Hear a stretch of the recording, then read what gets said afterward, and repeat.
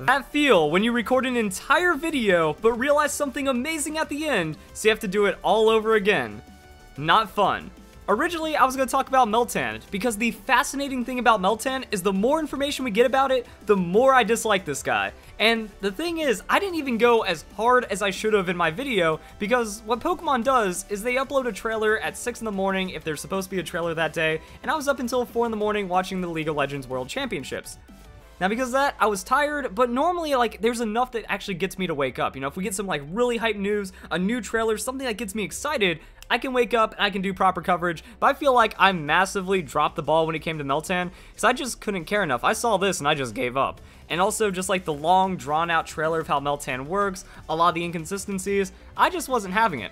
So the original video was just kind of going to break down the things I missed, but now we have something new to talk about. Because I was also going to compare it to all the other mythical Pokemon, because the thing is, people are like, oh, why are you hating on Meltan so much? I just don't like a vast majority of the mythical Pokemon. I like Mew, I like Shaman, I like Zeraora, and that's it. I think all the other mythical Pokemon are weird or just downright stupid, so I was going to kind of like justify that by saying, yeah, I'm not really a big fan of all these guys, but then I made it to Meltan, and it looks like Meltan actually might have a use in Pokemon, because it caused me to scroll down to the bottom right here and find out this crazy information. So if you end up thinking that this is amazing, don't forget to leave a like on the video, comment your thoughts down below, because it made me just redo the entire video. Despite the first mythical Pokemon, Mew, being added to the original games right before release, which is actually true, so again, like stumbling into more and more cool trivia, Mew was a little known secret when Pokemon Red and Green were first released in Japan. Even Nintendo did not know, or at least was not initially aware, that Shigeki Morimoto had programmed it into the game. In an interview with Game Freak and Creatures, Nintendo Power 134, Shigeki Morimoto revealed that he created Mew 2 weeks before game development was finished. That's crazy, but also kind of like goes into how mythical Pokemon work.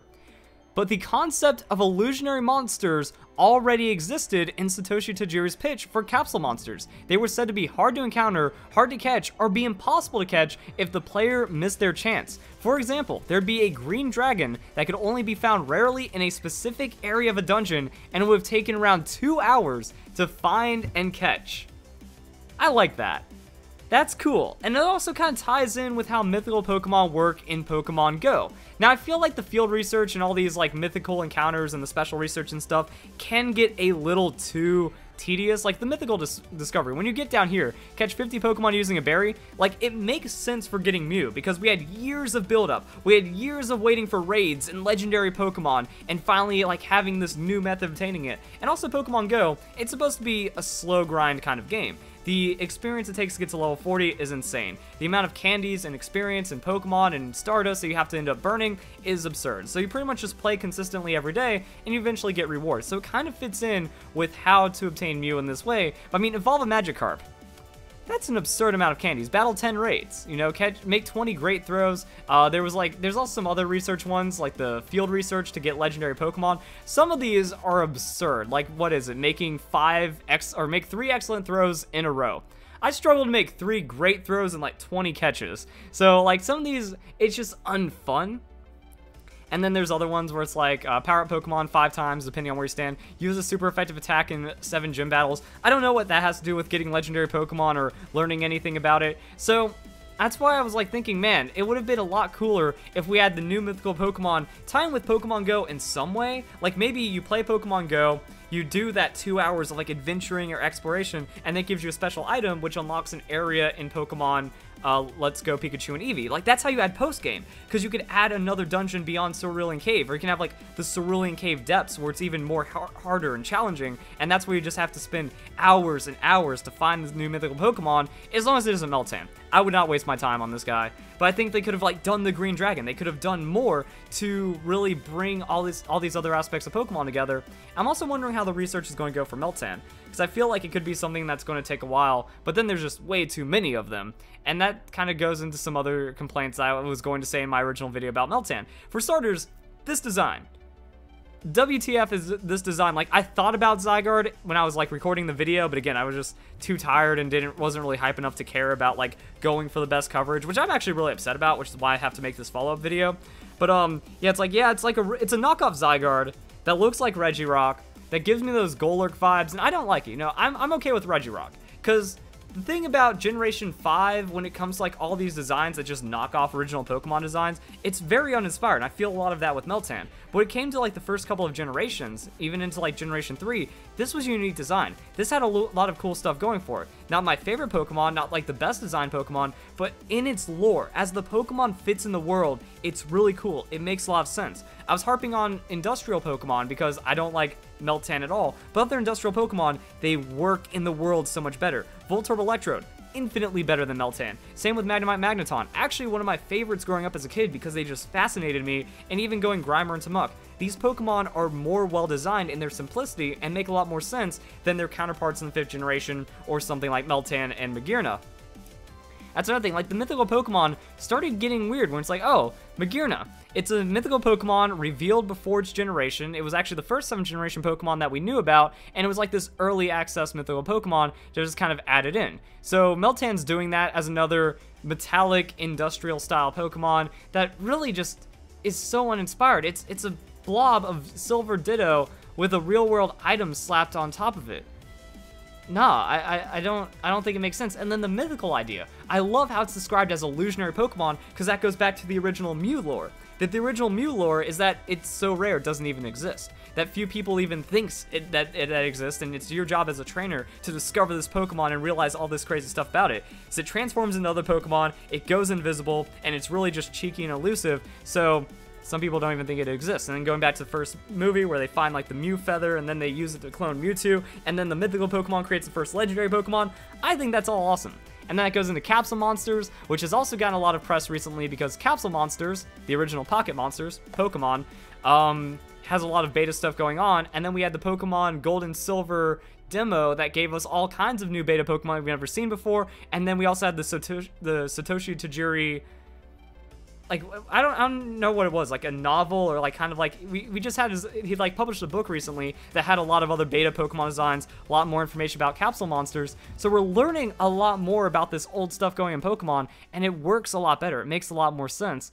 So I just would have liked to see that. But yeah, going into the other things, there, like, what's happening here with Meltan is also a really weird question that I think we shouldn't just, like, I guess we're not gonna learn anything about this. Like, this probably ends right here, and we're not gonna find out until Meltan becomes available. And they said during winter, so might not, like, it might not just be available immediately on launch, which is going to be some weird. So people have to play the game, understand it for a bit, then the event is going to come out. I'm guessing for Christmas. I'm guessing since a lot of people are going to be getting Nintendo Switch and Let's Go for Christmas, that they're kind of waiting for like people to be off, because then you have winter break, everyone's going to have more time, they're going to be able to go through the missions, they're going to be able to catch Meltan. That makes a lot of sense. I also like the idea of there being a lot of Meltan for easy distribution, because not everyone can play Let's Go, not everyone will play Let's Go, not everyone can complete the research, etc. So having that as like trading, having that as community building is really nice.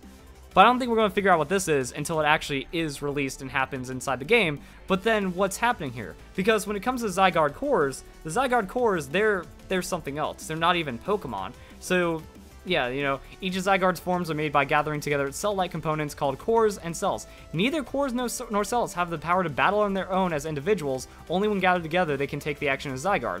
So yeah, they're just talked about like they don't really do anything. Zygarde cells make up parts of Zygarde other than its brain. There are many more cells than there are cores. They all exist around the Alola region. Cells do not possess will of their own. They act in accordance with the orders of the core. So we have this thing, just kind of like, I don't even know. I can't even describe what it does. It like squelches around the region until it eventually serves a purpose to combine and then make a more complete Zygarde.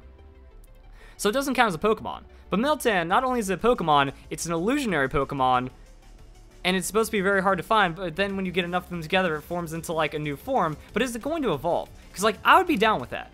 And this is where it keeps ripping things off. So we have we have it to where Pokemon can fuse. That happened in Pokemon Black and White too. That you can have Kyurem forms, and it actually takes the Pokemon and forces it into the other, removing it from your party, and then you need a spare party slot to be able to disassemble a Pokemon. I think it'd be cool if you needed like 4 Meltan to make this form, but is that going to be something sustainable? Is that going to be how it works? And in the trailer, it shows many more than that, because there's just tons of Meltan going all over the place. So I think it's also too common for a mythical Pokemon, that there's rare Pokemon out there that are hard to find, but they still count as normal Pokemon. despite, you know, just how rare they are to catch in the games, or how almost mythical they are in kind of the Pokemon lore. You know, Arcanine in the second episode of Pokemon, I think, was just kind of shown as a legendary. And we also have some other Pokemon, like Absol. Absol gets a nice little feature in Jirachi Wishmaker to where it almost feels legendary in what it does, because it is that harbinger of destruction, so it has to recluse itself. So there's a lot of other ways that you can fit in the lore without being, well, we're introducing a new Pokemon, so we have to make it mythical. And I think that could have been done a lot better, or it didn't even have to be mythical. A lot of people wanted a new evolution. That would have been hype. They could have fan services one up, but they didn't, and they gave us something that looks stupid. But when we also look at Pokemon fusing together, technically, it takes 4 Beldum to create a Metagross. That 2 Beldum to make a Metang, and then 2 Metang to make a Metagross. But that's not how it evolves in the game. So is it not going to be represented like this? Do they just kind of like absorb and assimilate into each other since they absorb metals? So they just kind of like fuse into one giant thing, but then it also kind of like hardens up and does all kind of weird things. Like if you notice, the eyepiece spins around and also something around the hands. Like there's rotation going on in multiple forms. So it actually is going to like punch you with rotating gears. I think that's dumb. It seems to harden up quite a bit. So maybe it's not as much mercury as it is gallium or some kind of other liquid metal. There's more than just mercury out there, guys. It's not just like a super quicksilver, edgy, let me say something cool kind of thing going on. But overall, I still don't like the design because we've seen it before. So everything about Meltan we have seen before. While there's all these other cool ideas on the table, and even going back to the 2-hour thing, I was thinking about like the original Pokemon games. Because to get the legendary Pokemon, you have to do a little bit of a quest. It doesn't take 2 hours, you know. Articuno, I'm trying to remember how long it took me as a kid, but like, even as a dumb kid, it's not going to take more than an hour, and it's mostly just like frustration, trial and error, fun stuff like that. Same with the Cerulean Cave. Eventually you just want to make it to the basement, but you have to go through the maze, and then you just kind of have to like wander around and find pieces, and sometimes you backtrack. Sometimes you think you missed something, you go to a dead end, you go to that dead end again, or sometimes you can just like randomly, you know, skip it. If you play those mind games, you just kind of run ahead a little bit, and then you can kind of get to where you need to go in a, like, you can kind of luck out and then find it sooner. I don't know. There's a lot of like really interesting aspects to how you find some of the Pokemon, and the same goes with Lugia. Like Lugia, it can only be found in the Northeastern Island. So yeah, the only way to get through it is through the Northeast Island. So if you just go into the other 3 first, you're SOL. And you might, like, I was going crazy as a kid, because I think the Northeast one was actually the last one I tried, and it made me think that Lugia was about 10 times harder and took 10 times longer to get than I thought, because I would, like, go back into Northwest, like, Northwest, I was here, right? I was checking all this out, and it either dead ends or just goes into another area, and you have to guess correctly, or else you can't make it to Lugia. Which I think is kind of weird. So I see this, I'm like, no, I had to have missed something. There must be a ledge or some, like a strength boulder or something I missed that I couldn't get around to. So I went back and forth, and it still took me a while to find Lugia. But I mean, this is more like puzzle and mazes. I'd like to see a crazier challenge. It just takes like 2 hours to make your way through it, to get everything done, to find the mythical Pokemon at the end.